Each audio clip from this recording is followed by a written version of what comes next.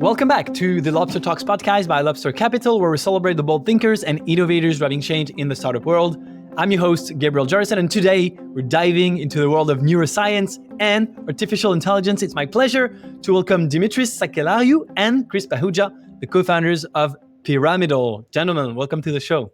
Pleasure to meet you. Appreciate the invite to your podcast. Yeah, thank you for having us. I'm very excited because you guys are not building something very common. So, of course, I want you guys to introduce yourself. But just before that, could you start with a couple sentences on what Piramidal does and is trying to do? Because it's just so fascinating. I want to hook everyone listening to us right now so they stay for the entire episode. Yeah, for sure. So we're building a foundational model for the brain, and more particularly brainwaves like EEG. So our goal is to build a big enough model that can translate brain waves into actionable insights that can be easily interpreted by humans.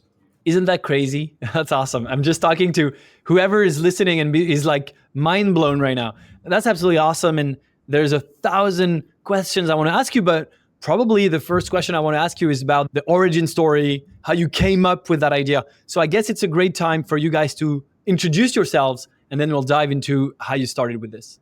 For sure. So I'm Dimitris. I'm the CEO and founder of Piramidal. I have a PhD in neuroscience and AI, and I've been working on this problem for about 12 years now. And about 1.5 years ago, I met Kris. I was trying to sort of wrap this whole idea around a business model. So we randomly met with Kris in France, actually. And so, yeah, he started helping me in this respect. He was at the time working for Spotify, I think, and he moved on to Google, but that's how we kicked it off. Do you want to talk about yourself as well? Yeah, and I'm the other co-founder of Pyramidal, and my role is more on the non-technical side, on the product, on the business side, on the regulatory, et cetera. And yeah, exactly as Dimitris said, we met in Paris and, started chatting about, well, how can we build a business around this really cool idea, apply it to Y Combinator from there. And here we are. Yeah. That's pretty awesome. I mean, a story that starts in Paris, I guess it has to be good. It has to end well. So did you get into Y Combinator from the first application, from the first try? Yeah, we tried with this idea once and we fortunately got in. That's pretty impressive. Congrats. And so you both mentioned finding a business out of that idea. So am I to understand that on your end, Dimitris, you already had something working, but not a way to make a business out of it? And that's what you came up with just very recently? And if yes, what is the business model? Yeah, for sure. So, stemming out from academia, this whole idea of the main bottleneck, the main problems, a lot of researchers face sometimes in academia is lack of funding or enough funding to build something that costs a lot of money. Like, spending a couple of million on compute in order to build a large enough sort of AI or model object that can actually solve a big enough problem like the EEG. So at the time I was actually working in the industry with large scale systems in healthcare. So I knew exactly how much money this would cost. So we're actually trying to see how we can actually, on one hand, connect the dots between research and production in terms of putting this model to use for actual patients and deliver actual value to customers. But on the other hand, how do we actually in advance make this appealing enough in order to attract investment, right? Yeah, exactly. I think the only thing to add was the second part of the question. So from there, we're like, well, how do we sell this so we can, make something out of this that actually produces revenue to continue to grow? The business model, though, your question, it's still, it's not very unclear, but the long-term model is we're still developing it because it's a super fast-changing space. But in the short term, we want to be selling to hospitals and especially ICU units where patients are getting recorded with EEG 24/7, and software on top of the model will be able to provide insights on an ongoing basis. And we'll be charging hospitals per EEG or a subscription contract as a blanket contract, depending on which institution we partner with. Okay, yeah, that's pretty straightforward in my opinion. And I believe already a big market, and I'm sure you want to expand in outside of EEG, and we'll get to talk about this in a minute. And so can you get us behind the scenes of the first discussions? So Dimitris, you have this research that's been going on for years, and what were the first talks? Like, oh, can we monetize this? Can we build this? What were you trying to solve in the early days to make sure you had a business? Just tell us how it went down in the first few days, in the first few discussions. Yeah, for sure. So I think the first few discussions were around, we would have this discussion with Kris, and Kris would be, what are you actually talking about, man? So we were trying to, if you have this model and then you get the brainwaves and then out of it, so Kris was like, either this is a great idea or this guy is not very well.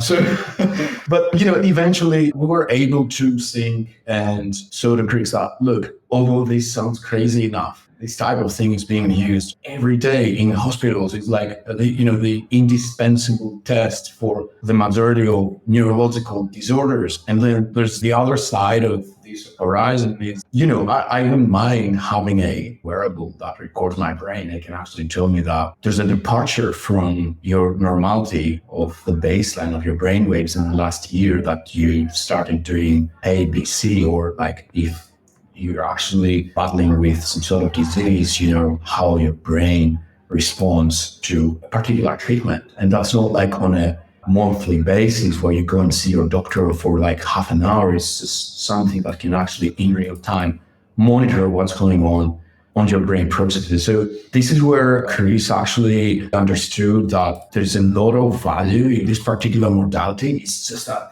everything around it is so outdated. And this is a great opportunity to just go and say, we have now a system, we have enough compute in order to bring this to the modern world, right? Exactly. That's exactly right. And then that coupled with a lot of customer exploration in the early days, talking to doctors across different clinics and interviewing lots of neurologists across hospitals, clinics, different type of use cases to validate the current state and the need for something like this. So yeah, those were definitely the early days. So you ended up realizing, Kris, that he was not a madman talking about something random. He was actually a genius talking about something very real with a great need. That's, I don't know, I guess the best origin story there ever is. But that's really fascinating and interesting. So you went through YC, 6 months ago, roughly, I'd say, at the beginning of 2024, if my memory is correct. And when did you guys start? The story that you just told us, when was that? Was it at the very end of 2023 or earlier? And what have you guys been up to? Because I'm sure you've been super busy. So I'd love to kind of see how it's going. I'm sure I'm guessing it's not yet on the market because I'm just assuming that it's a long-term thing, but maybe you have some things on the market. Just tell me what's been going on. Yeah, for sure. So correct me if I'm wrong. I think we started about a couple of years ago, right? We met and we started thinking ideas, trying to put together some sort of pipeline and a tech around like the tech, but also the business, value and the opportunity. No, and Kris was like, we definitely need to apply to YC. I was like, yeah, let's do it. And then it all went down from there. As soon as we started preparing the YC application, Kris was working for Google in New York. I was based in London working for a company that's like a healthcare company that deals with tons of data, namely IQVIA. And as soon as we started writing the application, I was on vacation back in my home country in Greece, and I just decided to resign. I was like, you know what, let's do it. So we went all in at that point. I was like, I texted Kris. I was like, dude, I resigned. It's over. Let's do it. So I'm like, okay, let's do it. So we were super convinced around that. We went to New York Tech Week right after. We drafted the application, sent it over. And then from then on, I think it was just continuously building on either side, like on the tech, but also talking with a lot of customers, a lot of experts in the field in order to identify the business opportunity, right? Yep, exactly. And I think in its current form, as we have it now, so it was around when Dimitri quit, which was last summer, end of last summer. If I sum up, what you're saying that you guys are doing is just building and talking to customers. That's exactly, you're following the YC playbook to the letter. So that's exactly how you should be doing, talking to customers and building. So I guess you're just following the rulebook. That's pretty cool. Let's move a little bit into exactly what you guys are doing.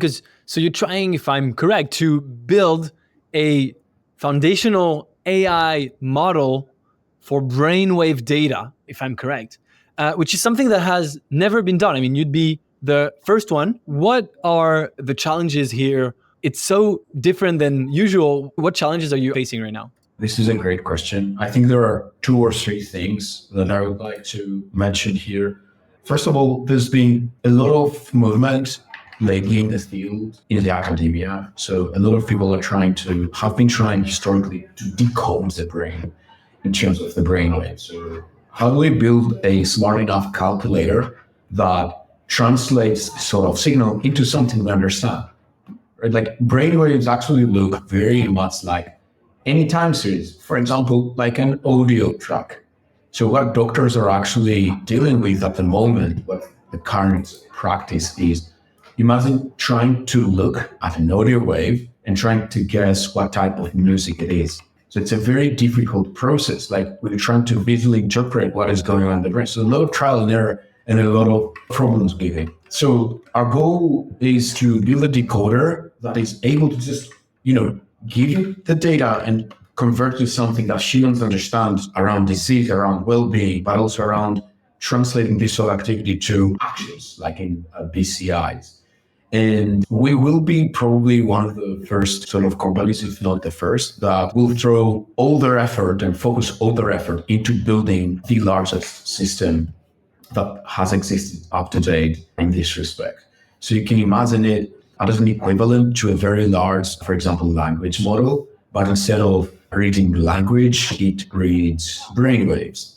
And in the same way, you can ask a large language model to, say, analyze movie reviews and ask it to say, like, from now on, I'm going to be giving you like paragraphs that are movie reviews, and you can tell me whether it's a good movie review or a bad review. You can tell it, look, I want you to tell me if this person, for example, has epilepsy, or they probably don't, given this brainwave data input. The challenges there are that compared to any other model, like in language or in vision, is that we know in language the meaning of words, and we know in vision how a cat is different from a dog.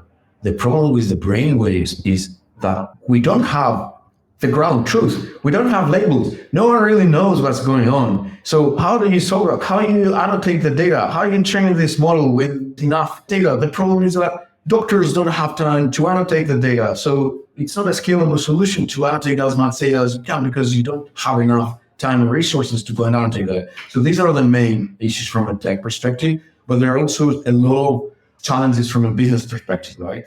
Yeah. So on the business end, I mean, I'd say if one, getting as much data as possible, this data is guarded and stored and untouchable in a way. So getting that data has been a challenge. And I mean, we're working through it, but definitely not as easy as getting pictures or text, which is everywhere. And then other challenges are around use case exploration. This is something brand new, never been used before, trying to sell into healthcare, but the healthcare industry is not built to have software with AI the way it is currently, right? So how do you deal with the regulatory challenges, the reimbursement challenges? All those exist for old school solutions, but not for something that's new. And then just working with customers on telling them, well, this is possible and this is something new and we're working towards it is tricky in itself, and identifying all the different things the model can do down the line that we can sell it for. What a challenge you guys have ahead of you. It's not easy, but it's, anything worthwhile is difficult. You mentioned the data. It was exactly one of the questions I wanted to ask you, because obviously to train a model, you need a lot of data, but the data is not really available out there. And so you mentioned it's difficult, but I don't know if you can share some answers to that question, but what are you sort of trying as a solution? Where are you going to get the data from? Any chance you get the data for free, or you're going to have to pay for the data? Is it going to be expensive? You need a lot of data and it's not easily available. So what are your solutions there? I can answer the first part of the question, I think. Maybe one thing I wanted to say is that it is for a good reason that you can't easily access that type of data. And as a company, we are very focused around ethics, neuroethics, about guarding in the future what people may want to think and may want to believe. So it is a very sensitive sort of component of our business. We want to be on the side of things where we support human-centered technology in general.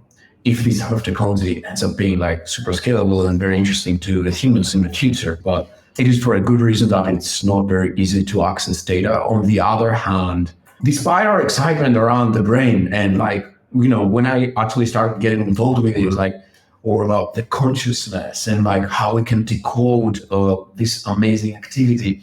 In order to actually get involved with the field, I needed to go and work with doctors and in hospitals. And then immediately realize that there's another part of the world, another part of our society that has a lot of neurological problems.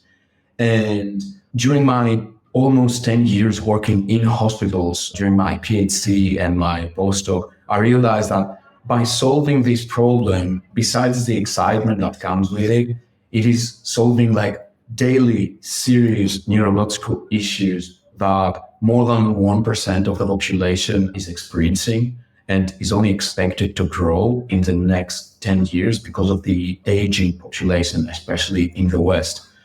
So there's a fine balance that we're trying to strike there. On one hand, you have academic institutions that rightfully so have access to the data. They use their data to publish research, but our goal is to take that research and connect it with production so that it can actually reach the patients, right?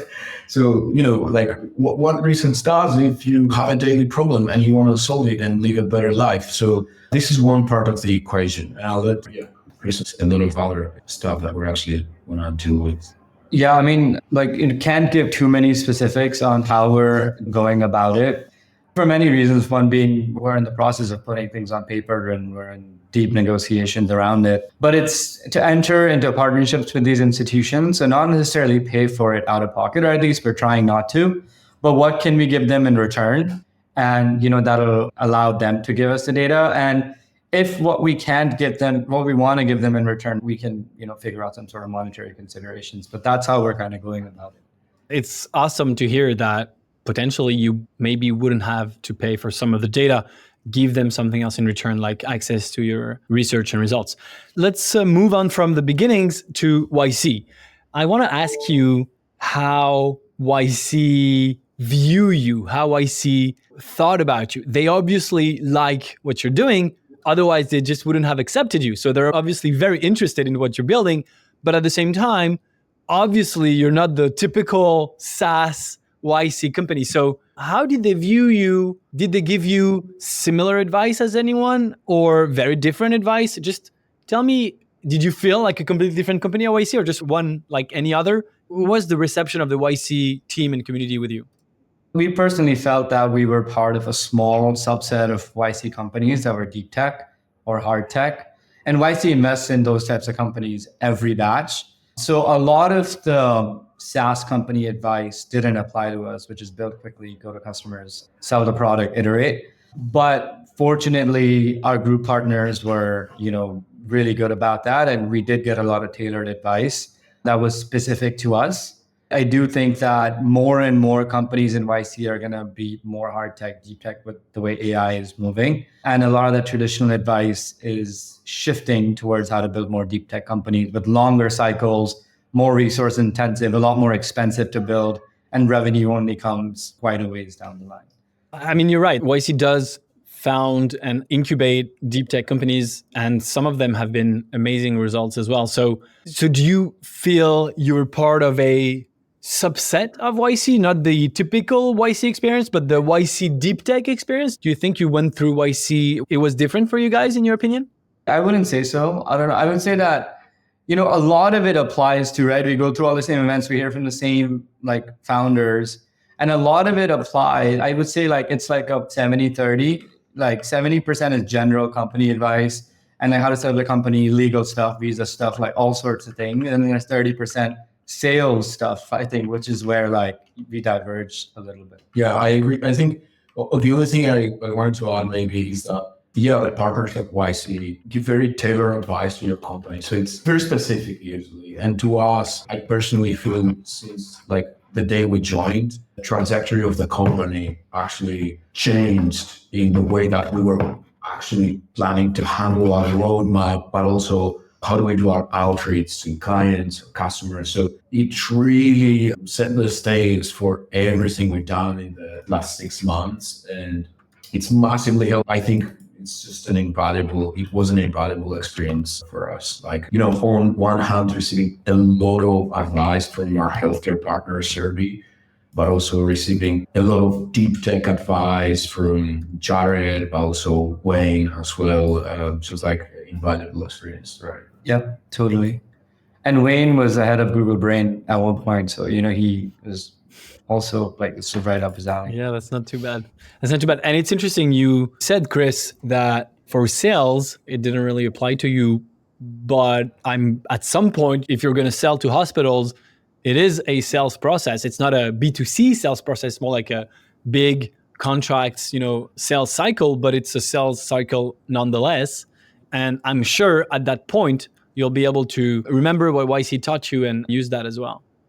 One quick thing on that, actually, you're absolutely right. It did help a lot with customer outreach. Like, we talked to a lot of customers. We're working on contracts now, actually, for when we sell down the line, where the only place where you diverge is all these other companies have revenue targets on their head during YC. And it's like, what numbers are you going to reach? And it was a little bit more lax for us. So I think that's where we diverged a little bit. For sure. Can you imagine if you're a deep tech company and you have already revenue by demo day? That's the dream of every investor. But I'm not sure it's possible. Speaking of which, so there's a revenue target, there's demo day. All of this is towards a fundraise. And you've mentioned that you fundraised as well. And I think it went quite well. Can you talk me a little bit through the fundraise? Was it harder because you're deep tech, or was it actually easier because there's a lot of deep tech investors who love what you're doing? And just how did it go? Yeah, it was a roller coaster, I would say, for us. So we knew in advance that we need to raise substantially more capital, more money than the average YC company would, because of the amount of money we are throwing towards compute in order to scale models. So the idea there, we had to somehow go for a post-money valuation that makes sense for us to maintain the amount of shares that we wanted to maintain and maintain control of the company for the time being, but also being able to raise some money. So, we decided to raise using a valuation that was slightly higher than the average valuation of the rest of our batchmates. So that made things like a little bit harder. Like our partners, we're like, you guys are going to die. So we're like, anyway, but long story short, like, we went at it full force, and we discovered, actually, through having a lot of conversations, we discovered some certain investor profiles that actually were matching exactly what we are looking for and what they were looking for. And, after a point, it all came together. It was just a very pleasant experience in the end, but we totally had to try very hard and improve in the process in order to make it happen, right? Yeah, the last thing you said, like, I'll double down on that. I feel like since we don't fit the typical SaaS YC company like profile, a lot of early investors that came our way that are, your classic, they know YC investment starts on a certain date, and that's when you get all the good companies. In the first 2 weeks, it was a little slow for us. And we always thought we were like one of the better companies. And then you see all the other companies like closing their rounds in 2 weeks. And then once we shifted and we started to get some more tailored investors who wanted to invest in deep tech, who cared about neurotech, all of a sudden our high valuation was no problem to them. Some even wanted to go higher than that. And in the next 2 weeks, it just went like exponential. I like a little flat period and another week of another exponential. Yeah. So very oversubscribed at the end though, which was good. Oh, that's awesome. So you exceeded the large amount that you wanted to raise, and you're okay for several years now, I'm guessing?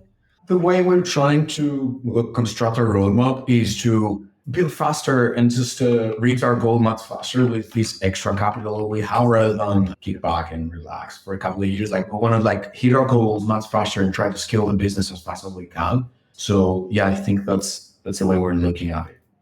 Yeah, we had 3 plans. We had a very conservative plan. If we raise this much, we'll build for a year, prove, and then raise a bigger seed round. We doubled that. That was good. We had a second plan, which was our comfortable plan. We went about 25% above that. So now we're at like, it's not like, we have, let's say 3 years of like just taking it easy. We can, but we want to like, maintain a similar runway as we had planned, but actually go after what we wanted to go after. Because when you compare the actual realm of deep tech companies who, raise after, people who've been in the industry for a long time and raise after like having a lot of backing behind them, are raising like $30-40 million seed rounds. So when you compare it to that, it's still, not all that much. No, that's really good. And I wanted to mention, I have a friend who has a fund who invested in you. And I think of his investments sometimes like he really likes to back what I call crazy ideas, but in a good way. It's like those moonshots where you see, he backs stuff and sometimes I'm like, what? It's insane. But then if it actually works, it's huge. And you're exactly, I guess, that kind of company. So I was not surprised at all that he would back you guys. And that's exactly what you mentioned. You have to find the investors who are looking for those moonshots. And by the way, it's not a bad style of investing. I think it's a very smart style of investing, because startup investing is not about having some losers that go to zero. That's part of the model, but it's about how big can your winners get. And if your winners get so big, then you have a massive outcome that pays for all of the other mistakes. So that type of investing is actually pretty cool. And my good friend is exactly that kind of investor. So I was really not surprised at all. After we're done recording, I'll tell you who it is, because I think it's fun. But let's keep his name under wraps for now. And so before we move on to a new topic on the fundraising, any insights, anything you learned along the way that you can share with the listeners? Maybe I can share one learning for us was we were able to actually raise maybe a little less money than we currently raised before joining YC. So we had some offers, and obviously we went with YC because of the experience and because of all the learnings. It was actually a very good choice in the end. But I guess one thing that I personally learned, and I'm sure Kris would agree with me, is that having been through YC, a much safer and more stable standpoint to be building a company. There's so much that you learn that I almost cannot imagine what this company would look like had we not taken this route. So maybe one learning would be try to go through YC. On that point, actually, I'll add another point, because I have friends who are fundraising right now. They're like, we don't want to get 7%, and they have really stellar backgrounds, but they are really struggling with the fundraise because, it's a much longer cycle, takes 6 months. And what they aren't realizing is what we also didn't realize is how much rejection you actually get during fundraising. So you talk to lots of investors with YC, you easily can talk to as many investors as you want. And you only at the end of the day, convert a subset of those investors, and it's a small percentage of who you talk to. Whereas I feel like a lot of the people are like, oh, I'm talking to 10 investors like A16Z, Khosla, et cetera. And like, yeah, but you go in and then 2 months later, how did the fundraise go? Oh, we're still, it's not working as well. Because I think the mindset is like, oh, we'll talk to these 10, someone's going to convert, but it's actually much more rigorous than that. And you want to talk to a lot more people in a short period of time. So you're like in the fundraising zone, and eventually you'll land something. I think you're absolutely right. I mean, fundraising is extremely difficult. I raised a fund, and I can tell you how hard it is. And even when you think that even some YC companies don't fundraise as much as they want, and they're YC, it's like the hottest startups of the year. And so if you're not in YC, like you said, fundraising can be extremely difficult. Some people just abandon because it's just really difficult. You face so much rejection. So it is, I guess, an unfair advantage of YC startups is your fundraise is so much easier. And not to say that it is so easy, but you get so much interest. You got the branding that you're YC. So that's a huge help for sure. Absolutely. Okay, let's talk about the future of Piramidal. You have ambitions for your technology to be impacting many more fields, to be developed in a lot of other ways. Can you talk about how you go beyond EEG, how you go beyond maybe brainwaves? What's coming for Piramidal in the future? Yeah, I can briefly answer that in the sense that, so the idea here is to build some understanding of what is happening to us with great precision over time. And that can be modality A versus modality B, A being EEG, or B being like Fitbit or an Apple Watch. And obviously, it is in our goals to actually go multimodal, having addressed to a satisfactory level the EEG problem. But the reason we're starting with EEG is because there's so much value in it, right? Like if you look at the brainwaves, it doesn't look like, how your heartbeat looks like. It's not just that. There's like so much variance in that type of data, and you can actually identify and sort of track different brain processes related to normality, to normal states, but also abnormal states of the brain, things that are connected to well-being, but also many things that we haven't even yet discovered due to the fact that we have been analyzing and investigating this type of biosignal just by looking at it. So maybe to summarize my answer, our goal is to go beyond EEG, of course, and add more modalities like other biosignals from the Fitbits and the Apple Watches and the Oura Rings. But also we have a great belief that a better educated approach to analyzing our brains will also bring out a lot more value from it that remains hidden from our current approach of analysis, that is the human eye. Just another perspective of that is what we sometimes talk about is, our goal is to quantify what's happening in the brain. Right now, it's all subjective, right? If I'm in pain, but what is actually happening? If I'm focused, I think I'm focused, but how focused am I on a scale of 1 to 10? So to be able to quantify all the different things on a real-time basis, and even EEG devices are becoming mainstream down the line. I mean, Apple's patented to get AirPods being able to record EEGs, just like Fitbit is EMG in your hand, but also try to do something similar. Many companies are doing it with devices like earphones, headsets, etc. So when people are wearing it all the time, just if I take a certain pill, how does it impact my brain? How is my personal treatment on that? Things like that would be long-term something you'd want to explore. Yeah, maybe just to add a minor point to that is that I missed earlier, exactly as Kris just put it. Our longer horizon goal would be personalization of models based on new devices that we can wear on a daily basis and how that can be part of our daily lives as a technology. Yeah, once everyone has the model, has the headset and produces so much data, you can have hyper-personalized, even personal models for those persons. Before we end, I want to ask you as well about Neuralink. Obviously, they're some of the biggest player in that space. They're not they're not doing the same thing as you at all, but do you think there could be some potential synergies there because Neuralink's mission is to help the brain communicate with the machine. What you're trying to build is have a better understanding of the brain. So are there synergies here working with Neuralink?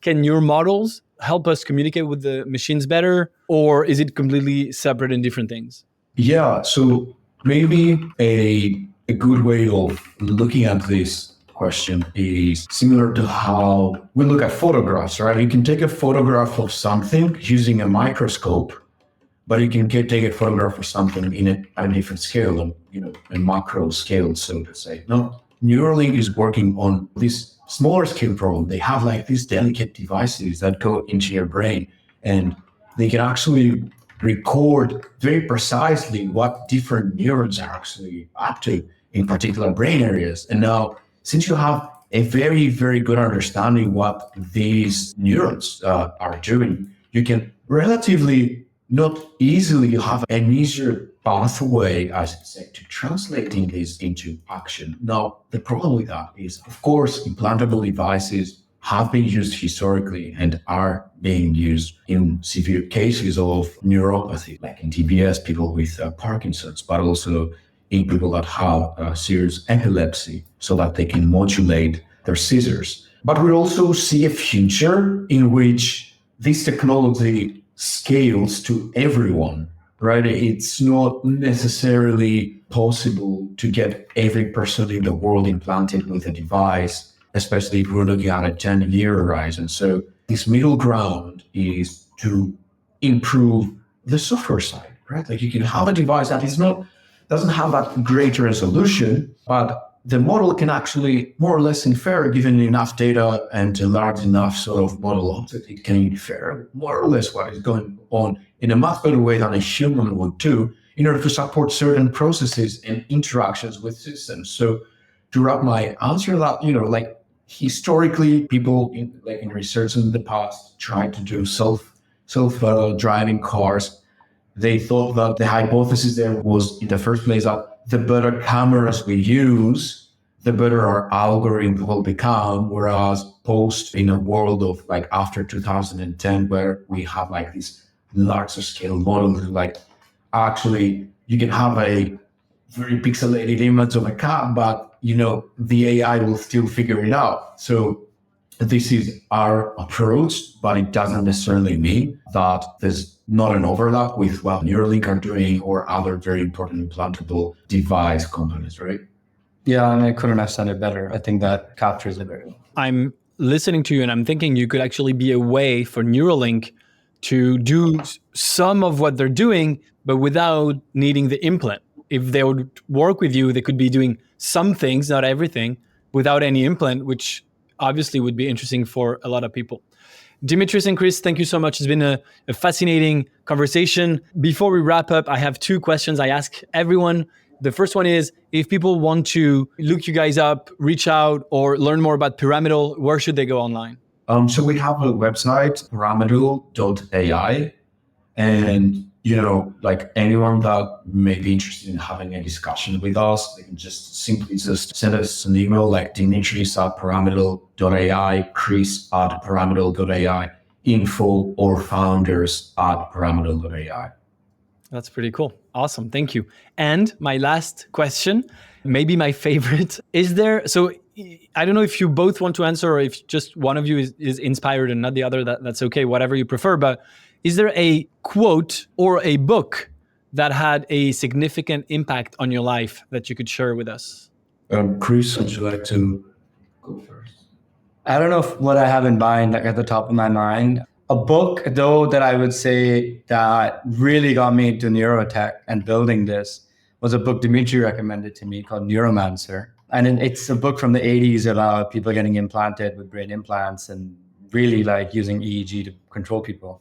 So, it's a dystopian version of the reality that, makes we realize we don't want to go towards when we build something like this. But super cool to see that in the 80s, something like that came out. I thought it was pretty interesting. Oh, that's awesome. Yeah, this is a great answer.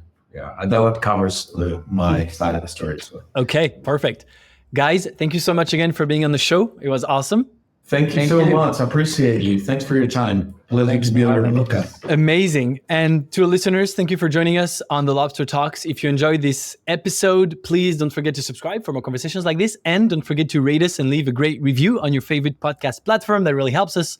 Until next time on the Lobster Talks, stay bold, stay curious, and remember, those big ideas start somewhere.